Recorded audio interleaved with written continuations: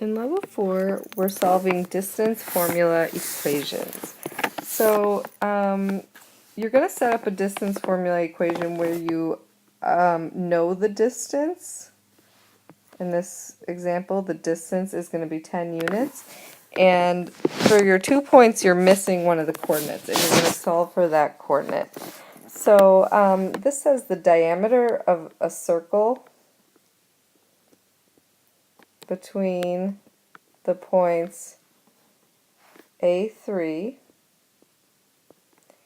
and 6, 9 measures 10 units. So this diameter is 10 units long. Find all possible values of A.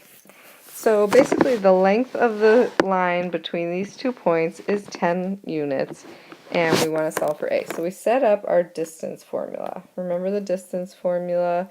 We subtract the x's, x1 minus x2, close the parentheses, square it, subtract the y's, y1 minus y2, close the parentheses, square it, and we get, so now we're going to plug in all these things, these numbers. Subtracting the x's, since a is a variable, I'm going to write a minus 6, close the parentheses, square it, plus, and then we get 3 minus 9 for the y's. Close the parentheses, square it. And this time we know what the distance is. The distance is 10. So this is an equation we can solve. To solve this equation, we're going to start by simplifying. I can simplify 3 minus 9 squared. 3 minus 9 is negative 6, and negative 6 squared is positive 36. So I get a minus 6 squared plus 36 equals 10.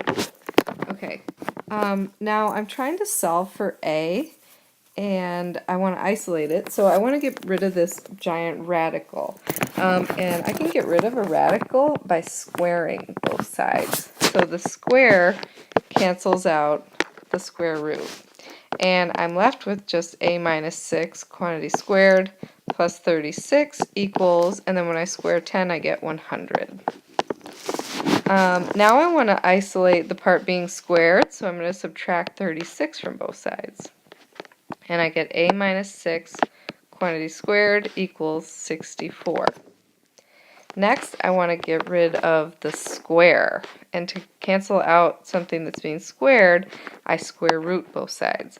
But remember, when you square root both sides, you have to put a plus or minus in front of the side with the number, because there are 2 solutions when you square root both sides. So we get a minus 6, because the square root cancels the square, equals plus or minus, and the square root of 64 is 8. Then we split this into 2 equations. So I'll go over here.